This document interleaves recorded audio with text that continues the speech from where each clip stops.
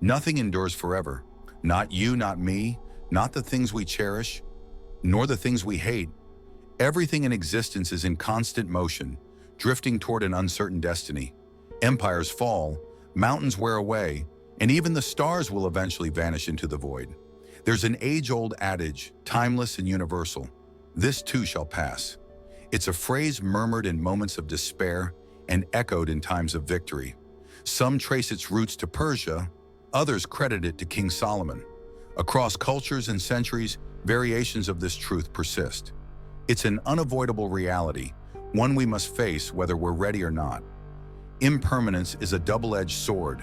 It soothes our suffering, reminding us that no pain is eternal, yet it also steals from us, snatching away our greatest joys and deepest loves. Even humanity, with its sprawling cities and limitless ambitions, will one day crumble into dust.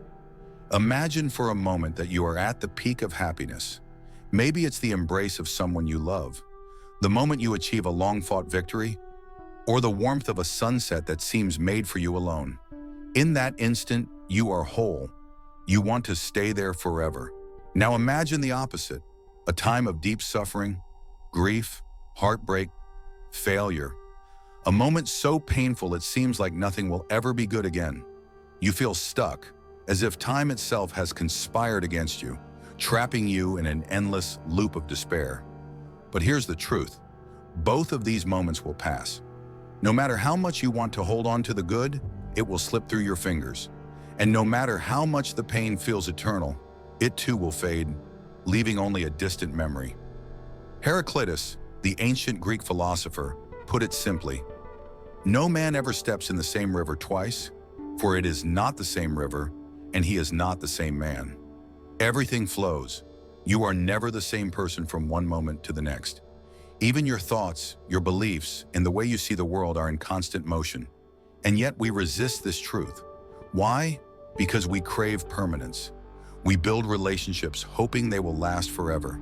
We chase success, hoping it will solidify our worth. We search for meaning in things we can possess, things we can claim as ours. But impermanence does not negotiate. The people we love will change. Some will leave, some will drift away, some will no longer be the people they once were. Even if we are lucky enough to keep them, death will one day separate us.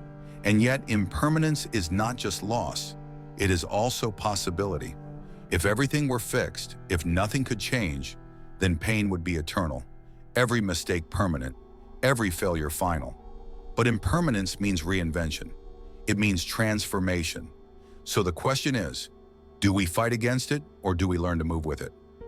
For the German philosopher Friedrich Nietzsche, impermanence was not a burden, but a challenge. He did not believe in clinging to the past or mourning the loss of what once was. Instead, he asked a radical question: what if you had to live this exact life, every moment, every pain, every joy, over and over again, forever? This idea, known as eternal recurrence, forces us to confront a brutal reality. If our life were to repeat eternally, would we live differently? Would we make different choices? Would we embrace the present more fully?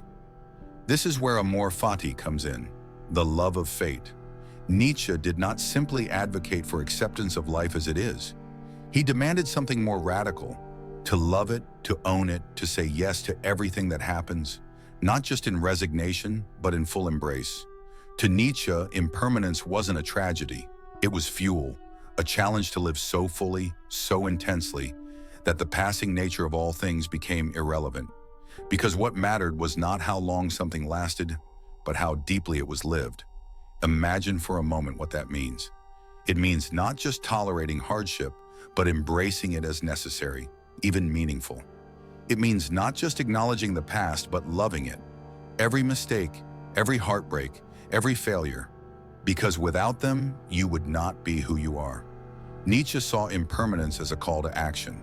If nothing lasts, then every moment is a chance to create, to push forward, to mold life into something meaningful.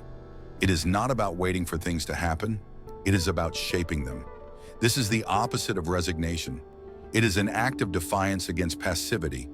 It is saying, yes, nothing lasts, but while I am here, while I have time, I will live so fully that impermanence no longer frightens me.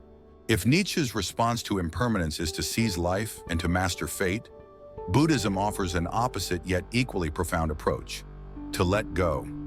At the heart of Buddhist thought is a simple, undeniable truth: everything changes.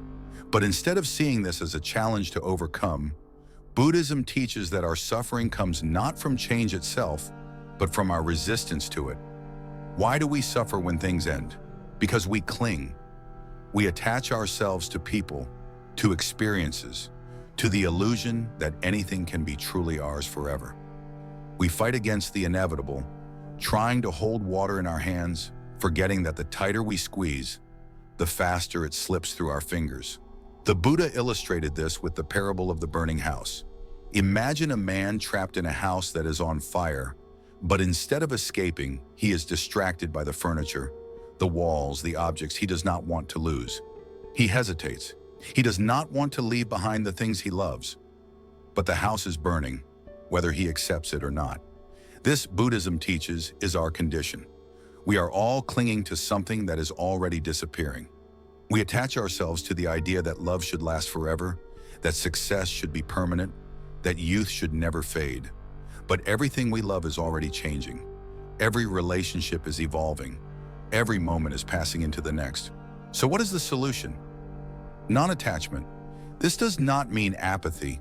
It does not mean withdrawing from life, nor does it mean avoiding love, ambition, or joy. It means participating fully while accepting that everything is temporary. To love someone deeply but not to suffer when they change, because change is inevitable. To enjoy success but not to define yourself by it, because success comes and goes. Zen Buddhism often compares life to a river. You cannot hold on to the water. If you try, it slips through your fingers. But you can let it flow. You can move with it.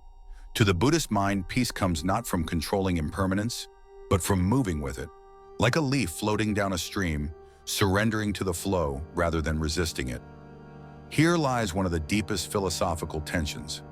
Nietzsche says, "Do not surrender. Fight. Shape your fate. Make the fleeting moments so meaningful that their impermanence does not matter." Buddhism says, "Do not fight. Let go. Accept. The more you cling, the more you suffer." Both reject clinging to permanence, but they arrive at opposite conclusions. Nietzsche's amor fati is a war cry against passivity, a call to say yes to life, to make it meaningful through strength, action, and defiance. To embrace impermanence not by accepting it, but by conquering it through sheer force of will. Buddhism, on the other hand, sees peace not in domination, but in surrender. Instead of grasping at the fleeting, it asks us to loosen our grip entirely. One approach is about mastery, the other is about release. Which is right? There is no universal answer. Some are drawn to Nietzsche's fire, the idea that if we live intensely enough, impermanence loses its sting. Others find truth in the Buddhist view, realizing that suffering comes from resistance and freedom comes from acceptance. Perhaps the balance lies somewhere in between. We live as if time is endless, as if there will always be more chances, more tomorrows, more opportunities to become the person we imagine ourselves to be. But time doesn't wait. It moves whether we're ready or not, whether we notice or not. The days blur, the years vanish, and suddenly the future we assumed was waiting for us is already behind us. We put off our dreams, delay our happiness, and leave important words unspoken, always assuming we'll have another chance. The people you thought would always be there have drifted away. The moments you were too distracted to appreciate are now just distant memories. The version of yourself that once had endless possibilities has slowly faded into someone who only watches life happen instead of living it. There will never be a perfect time. There will never be a version of you that feels completely ready. The only time you will ever have is now. If you don't start living today, when will you? Impermanence is both a burden and a gift. It takes everything from us, but it also gives us everything we will ever have. This too shall pass is not just a warning, it is a reminder, a call to appreciate what is here now, to live before it is gone.